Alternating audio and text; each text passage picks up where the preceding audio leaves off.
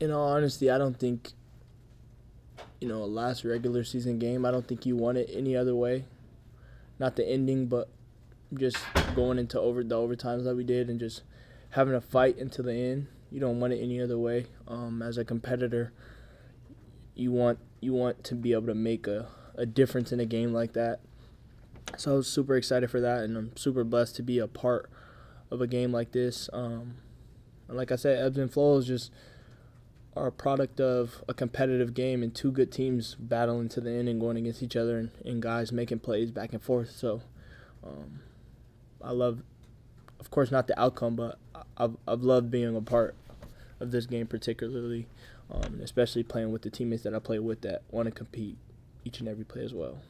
Why do you think the offense struggled in the second half and then overtime in that second half? That's above my pay grade. When we get in on Monday, Coach A-Rod, Coach Fessy, we'll probably, whenever we talk about it, Coach Fessy and Coach A-Rod, and then all the other coaches like Coach Harvey, Coach Clark, Coach Funk, they'll talk to each position group and they'll talk to the offense as a unit and let us know what we could have done better and how we need to adjust some things. But I don't know those. I don't have that answer. Missing a bowl game in your first year in the Big 12, how do you view the season overall? Our team is a lot different than the rest of college football, I would say, just because of who our head coach is. A lot of teams, when they don't make a bowl game, the season is a waste. But our team specifically, we don't view it as that, just because, like Eddie was just talking about, like, the friendships that we make, the bonds that we have with each other, the bond that we have with our coaches, the university.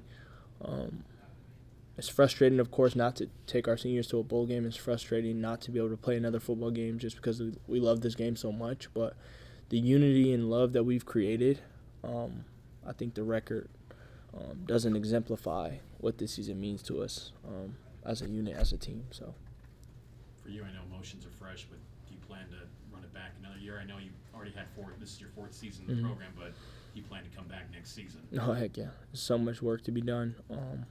I'm so excited for the challenge. I know, sports is you kind of move on after things like this because it's year in and year out.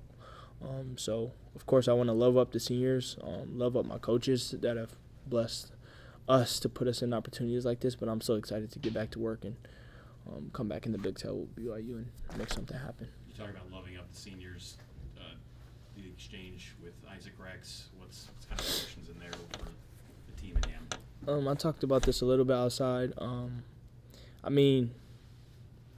If somebody Googled Isaac Rex, you don't Google that fumble. You find that he's a record breaker at BYU.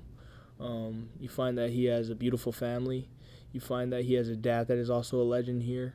You find that he is a part of a university that allots us as players and as student athletes such great opportunities.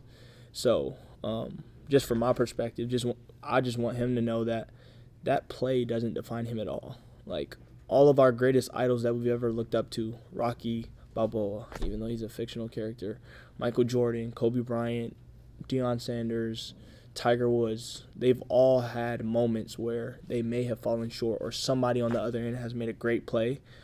That's kind of out of your control, but just realizing who he is as a person, who he is as a player, and that his name will be etched in BYU history forever, and especially in our minds as his teammates and the coaches, of course. So, Kody, what was working so well on offense in that first half, especially after the first drive or two? You had both slip-ups and missteps and whatnot. Yeah. But it felt like you guys really kind of found a good rhythm and started to put some foot in the yards.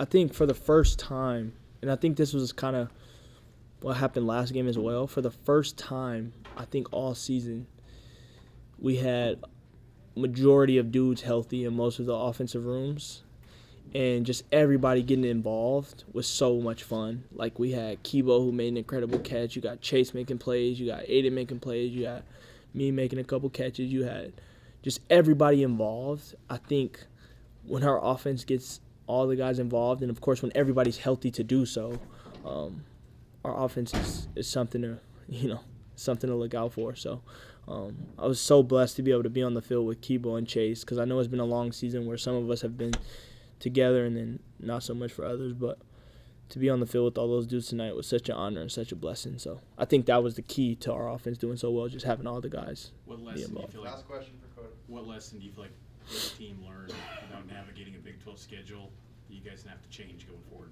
for next season? I think the biggest thing from my perspective is just me as, kind of a leader, because I've been here for a minute, just seeing what the younger guys on the football team need moving forward, which is to make sure everybody feels comfortable and know that we're a part of this and that we can win games. We've had a lot of close games with a lot of highly touted, ranked teams in college football.